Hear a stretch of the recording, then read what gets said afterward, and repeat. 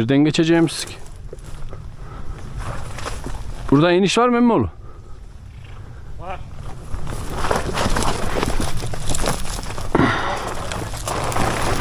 Geçebilirsem ineceğim. Allah.